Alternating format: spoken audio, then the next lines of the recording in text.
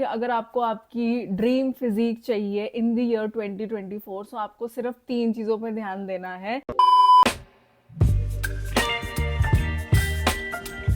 Hi guys, my name is Riva and welcome to my channel. So 2024 is almost here. तो और मुझे पता है कि बहुत सारे लोगों के न्यू ईयर रेजोल्यूशन होने वाले हैं to achieve their dream physique और start going to the gym. So अगर आपका भी रेजोल्यूशन है to start going to the gym, so this video is going to be very helpful. तो मैं आज आपके साथ शेयर करने वाली हूँ कुछ जिम बिगिनर टिप्स जो आई विश मुझे भी मिली होती, and this is going to be a complete guide. आपको बस एक ये वीडियो देखनी है and then you are sorted. Also if you are new to the channel, please subscribe, share, like, comment and everything. Also मैं अपना brief introduction दे देती हूँ क्योंकि मैं खुद 2 साल से जिम करती आ रही हूँ, so I can actually give you some very good tips जो आपको आपकी जर्नी में हेल्प कर सकती हैं। Okay, so let me tell you कि अगर आपको आपकी ड्रीम फिजिक चाहिए इन द ईयर 2024, सो आपको सिर्फ 3 चीज़ों पर ध्यान देना है। Yes, only 3 things and you are sorted.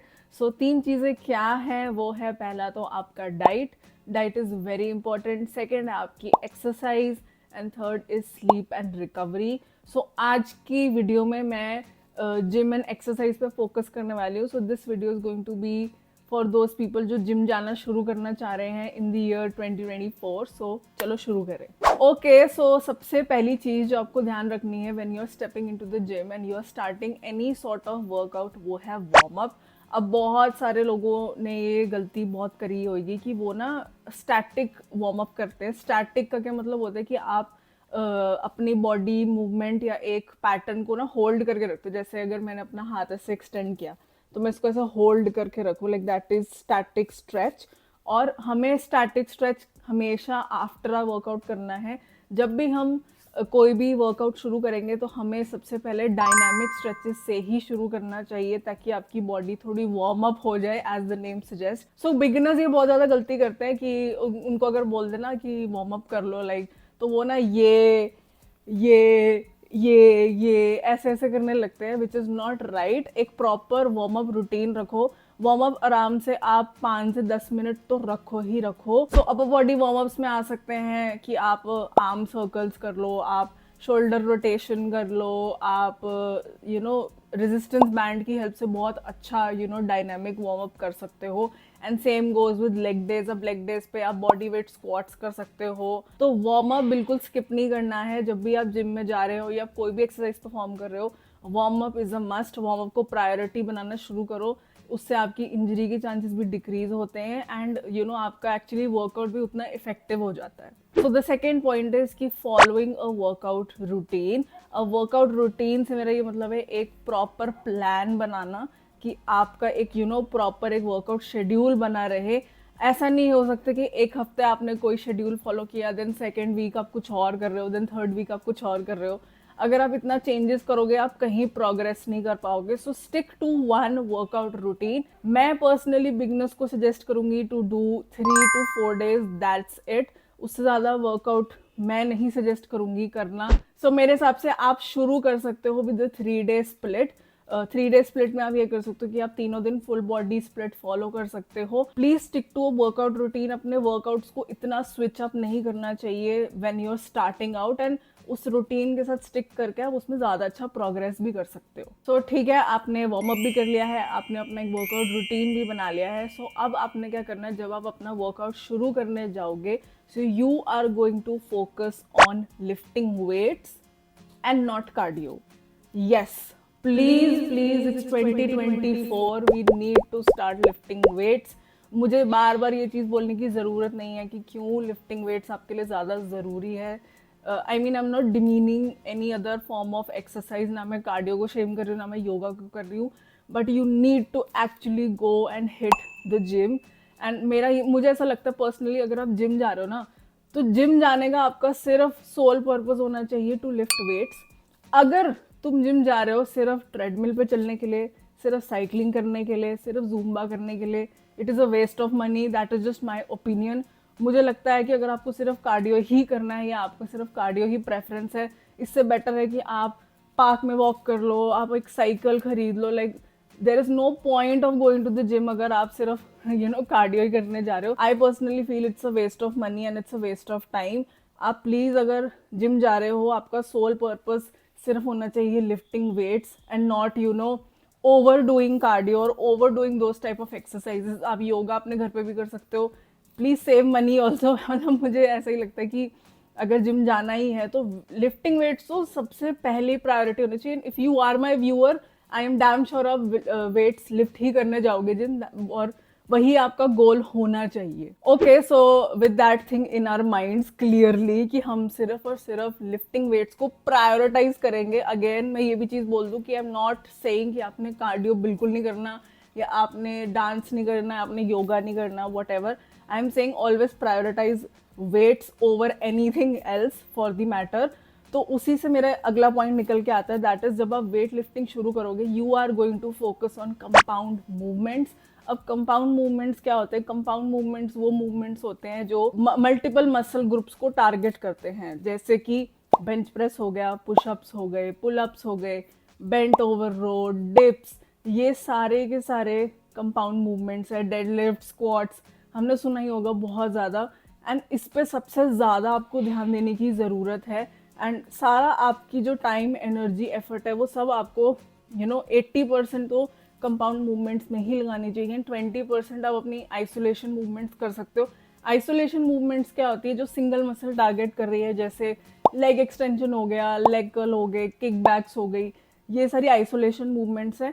वो भी करनी ज़रूरी है, but when you are a beginner and you just starting out, तो पहले आप अपने बेसिक्स को क्लियर करोगे एंड वो होंगे with compound movement. So the next thing that I am going to tell you is कि आप अपनी फॉर्म पे बहुत ज़्यादा ध्यान दोगे। स्पेशली जैसे मैंने बोला भी कि कंपाउंड मूवमेंट्स पे हम ध्यान देने वाले हैं, सो जो भी कंपाउंड मूवमेंट्स हैं वो बहुत ज़्यादा रिक्वायर करती है कि आप उसमें ना अपनी फॉर्म एकदम लाइक बेस्ट ऑफ बेस्ट रखो, क्योंकि बिकॉज इन मूवमेंट्स में मल्टीपल जॉइंट्स और मल्टीपल मसल ग्रुप्स इन्वॉल्व होते हैं, सो इंजरी के भी चांसेस थोड़े बढ़ जाते हैं। सो आप अपनी फॉर्म पे सबसे ज़्यादा ध्यान दोगे। स्टार्ट करोगे विद बॉडी वेट एक्सरसाइजेस। आप बेंच प्रेस एकदम आप 1 किलो के डंबल से भी शुरू कर सकते हो, like I have no problem, but आप अपनी फॉर्म पे सबसे ज़्यादा ध्यान देने वाले हो, specially in these kind of movements जो बिग मूवमेंट्स होती हैं, जैसे bench press, pullups, squat and deadlift. Squat और डेडलिफ्ट तो बहुत ज़रूरी है, क्योंकि इसमें तो फॉर्म करेक्ट आपकी होनी चाहिए। मैं आज तक स्ट्रगल करती हूँ विद माई स्क्वाट फॉर्म, तो तभी आई एम टेलिंग यू कि स्क्वाट एंड डेडलिफ्ट में तो बहुत ध्यान देना। आप ये सारी एक्सरसाइजेज में वेट बहुत बाद में डालोगे, पहले आप अपनी फॉर्म पे काम करोगे। पहले आप बेसिक समझो कि कोर कंट्रोल कैसे होता है, कि एक स्क्वाट प्रॉपरली कैसे परफॉर्म होता है, एक प्रॉपरली डेडलिफ्ट कैसे परफॉर्म होता है। जब आपने वो चीज़ को मास्टर कर लिया है तभी आप आगे अपना वेट बढ़ाओगे। एंड आप इस चीज़ पे तो चाहे 1 महीना दे लो, बट फॉर्म तो सबसे टॉप पे रखनी ही है when you are starting with your compound movements. तो जैसे आपने अपनी फॉर्म मास्टर कर ली है, तो कुछ लोगों को ये होता है कि वो ना फटाफट से अपनी ईगो बूस्ट करने के चक्कर में ना काफ़ी वेट डाल लेते हैं। And let me tell you कि ego lifting is the worst thing that you can do, and specially as a beginner ये बहुत चीज़ होती है। कि मैंने खुद भी पर्सनली करी है। मैंने ना शुरू में ही लेग प्रेस पे ही लाइक 120 या 150 ऐसे ना वेट डाल लिया था। ऐसा नहीं है कि मुझसे हुआ नहीं था, मैंने करा ज़रूर था, बट मेरा रेंज ऑफ मोशन बहुत कॉम्प्रोमाइज़ हुआ था एंड मेरी फॉर्म भी बहुत उसमें कॉम्प्रोमाइज़ हो गई थी। एंड देन आई रियलाइज कि it's better to reduce the weight but doing it in the correct form. तो ईगो लिफ्ट हम नहीं करेंगे, हम बिल्कुल ईगो लिफ्टिंग को प्रमोट नहीं करेंगे। हम चाहे वेट कम उठाएं, बट हम वेट एकदम प्रॉपर टेक्निक एंड फॉर्म के साथ उठाएंगे। That is the main goal and focus जो हमारा होना चाहिए। Okay, so the next point is going to be little bit funny, and वो है कि we are not going to skip leg days. Yes, चाहे वो लड़कियां हो चाहे वो लड़के हो, लड़कियों we are not going to skip upper body days, and to everyone else हम लोग ना लेग डे स्किप करेंगे ना हम अपर बॉडी डे स्किप करेंगे। I have seen this a lot of मैंने बहुत चीज़ें देखी भी हैं कि बहुत ज़्यादा लोग बोलते हैं कि नहीं नहीं मुझे तो बस ये चाहिए, मुझे तो बस मेरा मुझे मेरी बूटी राउंड चाहिए और मुझे मेरा स्टमक फ्लैट चाहिए और मुझे कुछ नहीं चाहिए। That is just not how it works. हम अपनी बॉडी को प्रॉपर प्रपोर्शन में ट्रेन करेंगे। We are not going to just focus on legs और we are not going to just focus on upper body. दोनों चीज़ों का बैलेंस होना बहुत ज़रूरी है। आप इस चीज़ का बहुत ध्यान दोगे कि आप इंटेंशनली कोई भी मसल ग्रुप को लेफ्ट आउट ना करो, include leg days, include upper body days, सारी बॉडी को ओवरऑल ट्रेन करना सीखो एंड प्रायोरिटी दोनों को दो. Okay, so the another tip that I am going to give you is that don't compare yourself और don't get intimidated by people around you. मैंने खुद पर्सनली ऐसा देखा कि मेरी बहुत सारी ऐसी फ्रेंड्स हैं जो जिम जाना चाहती हैं, बट उनका यही फियर है कि हम लोग जज हो जाएंगे या फिर हमें लोग देख के हंसेंगे और something like that. Like trust me, I was the most heaviest person in my gym जब मैंने सबसे पहले ज्वाइन किया था. एंड मुझे खुद बहुत ज़्यादा इंटिमिडेशन होती थी. मुझे लगता था कि सब मुझे देख रहे हैं, सब मुझ पे हंस भी रहे हैं. एंड आई रिमेंबर जब मैं बर्पीज लगाती थी ना, तो मुझसे लगती नहीं थी क्योंकि because I was really overweight. And तो मेरे को लेजिट ऐसे लगता था कि लोग मेरा मजाक उड़ा रहे होंगे कि कैसी सी है, इससे तो लाइक लगता ही नहीं है. But let me tell you, like once I am on this side of the river, तो मुझे पता है कि ऐसा कुछ नहीं है. Gym community is very welcoming.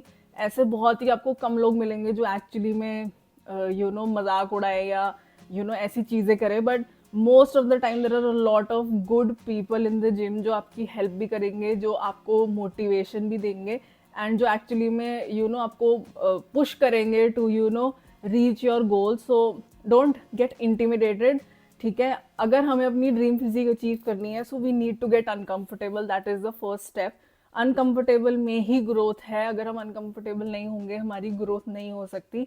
But let me assure you, me being from the gym community since 2 years, मैं आपको ये ज़रूर बता सकती हूँ कि हम में से कोई भी आपको जज नहीं कर रहा, हम में से कोई भी आपको अनकंफर्टेबल फील नहीं कराएगा. If you have any doubts, आप डेफिनेटली आप किसी को भी अप्रोच करके पूछ सकते हो कि मुझे इस एक्सरसाइज की फॉर्म नहीं पता, या मैं इसका क्या कर सकती हूँ, या मुझसे ये नहीं लग रहा है. And they are definitely going to help you.